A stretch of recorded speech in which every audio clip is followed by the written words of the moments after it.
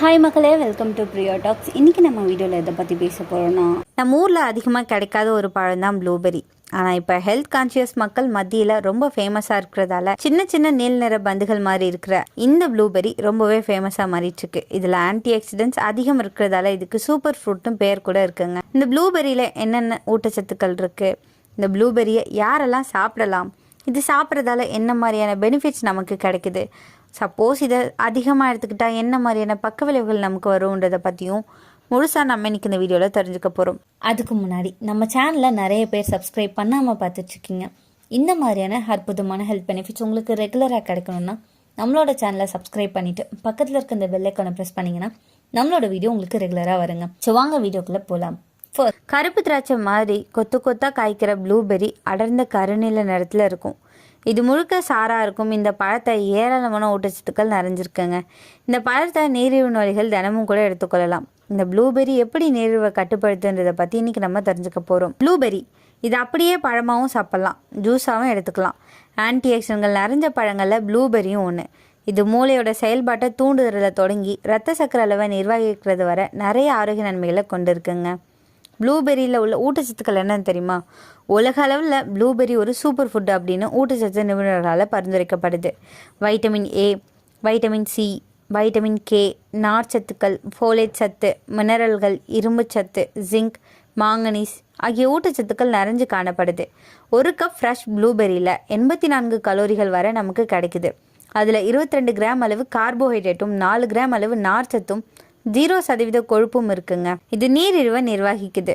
நீரிழிவை நிர்வகிக்கிறதுல மிகச்சிறப்பாக இந்த ப்ளூபெரி செயல்படுது. இதில் எல்லா வகை ஊட்டச்சத்துக்களும் நிறைஞ்சிருக்கு. உடலில் உள்ள குளுக்கோஸ் அளவை கட்டுக்குள் வச்சிருக்கிறதோட இன்சுலின் சுரப்பையும் முறைப்படுத்துது.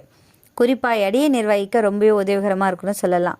சர்க்கரை நிறைஞ்சதுங்க. இந்த ப்ளூபெரி பழம் நிறைய சர்க்கரை சத்து கொண்டது. இந்த சர்க்கரை நோயுள்ளவங்க சாப்பிடலாமா அப்படின்ற கேள்வி இருக்குது இல்லையா? ஏன்னா ஒரு கப் ப்ளூபெரியில் கிட்டத்தட்ட 15 கிராம் அளவுக்கு சர்க்கரை இருக்குது. ஆனால் இது ரத்தத்தோட சர்க்கரை அளவை அதிகரிக்கிறது இல்லை. குறிப்பாக இன்சுலின் சுரப்பை தூண்டுறது. டைப் 2 நீரிழிவு பிரச்சனை இருக்கிறவங்க கூட ரத்தத்தில் சர்க்கரையோட அளவை கட்டுக்குள் வைக்க இது உதவியாக இருக்கும்னு சொல்லப்படுது. ப்ளூபெரியோட கிளைசிமிக் குறியீடு எண் 53 மிக குறைந்த கிளைசிமிக் குறியீட்டை கொண்டிருக்கு. அதனால் நீரிழிவு நோயாளிகள் தங்களுடைய உணவோட ப்ளூபெரியை சேர்த்துக்கொள்வது ரொம்பவே நல்லது. அடர்த்தி குறைஞ்ச கார்போஹைட்ரேட்டுகளை கொண்ட இந்த ப்ளூபெரியை நீரிழிவு நோய்கள் தினசரி உணவில் சேர்த்து வர இரத்த சக்கரை அளவு உங்களோட கட்டுப்பாட்டிலேயே இருக்குங்க. ஒரு நாளைக்கு 3/4 கப் அளவு நீரிழிவு நோய்கள் ப்ளூபெரியை எடுத்துக்கொள்ளலாம். வேறு நன்மைகள் என்ன தெரியுமா? புற்றுநோய். ப்ளூபெரியில் புற்றுநோய் எதிர்த்து போராடும் ஆற்றல் நிறைஞ்சிருக்கு.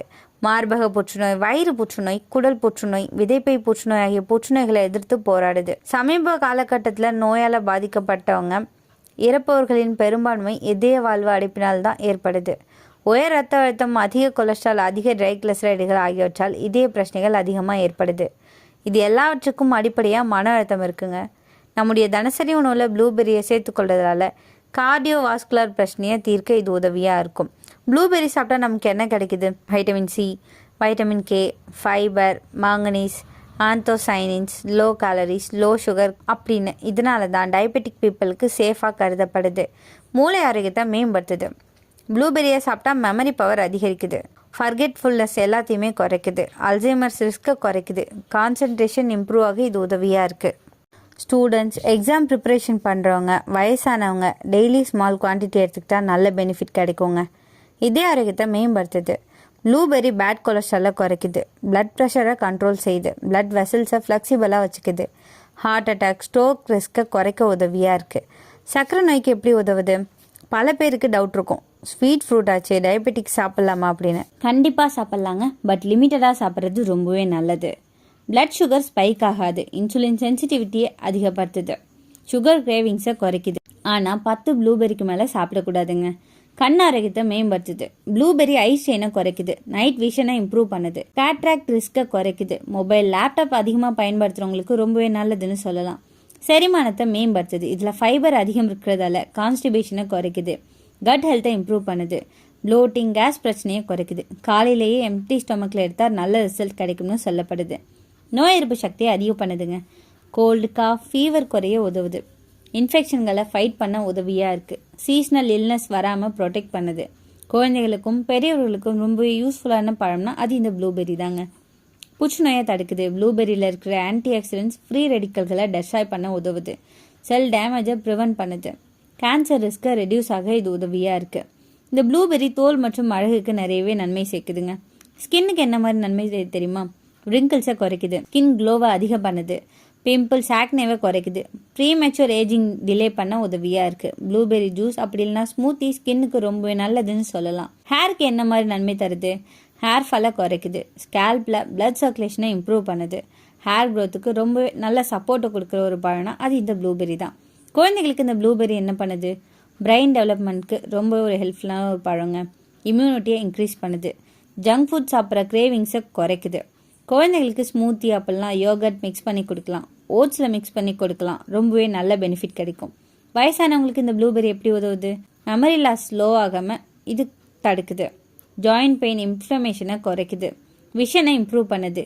தினமும் சின்ன பவுல் சாப்பிட்றது போதுமானதுங்க. என்னதான் ப்ளூபெரியில் இவ்வளோ நன்மைகள் இருந்தாலுமே இதுலேயும் சில பக்க விளைவுகள் இருக்க தான் செய்யுது. அதை என்னன்னு தெரிஞ்சுக்கிட்டு சாப்பிட்றது நல்லது. ஃபர்ஸ்ட், அதிகமாக சாப்பிட்டா அமிர்தமும் நஞ்சு தான் இல்லையா?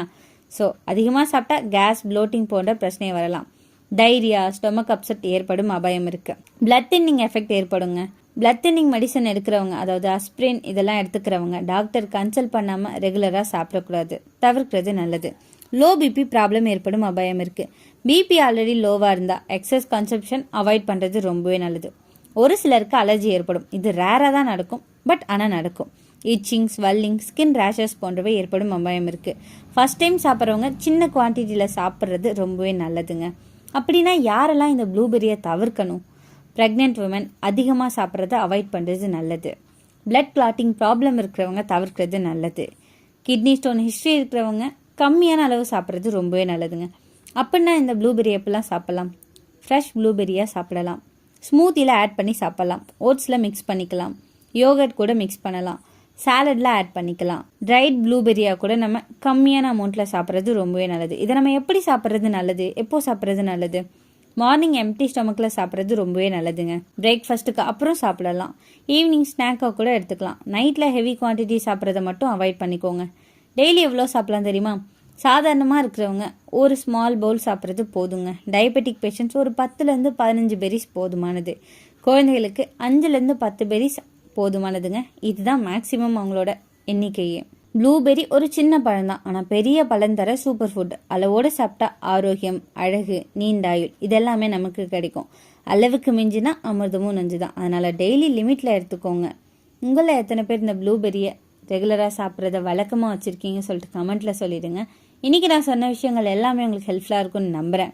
இந்த வீடியோ உங்களுக்கு பிடிச்சிருந்துச்சுன்னா லைக் பண்ணுங்கள், ஷேர் பண்ணுங்கள். மறக்காமல் நம்ம சேனலை சப்ஸ்கிரைப் பண்ணுங்கள். அடுத்த ஒரு அற்புதமான வீடியோவில் சந்திக்கிறேன்.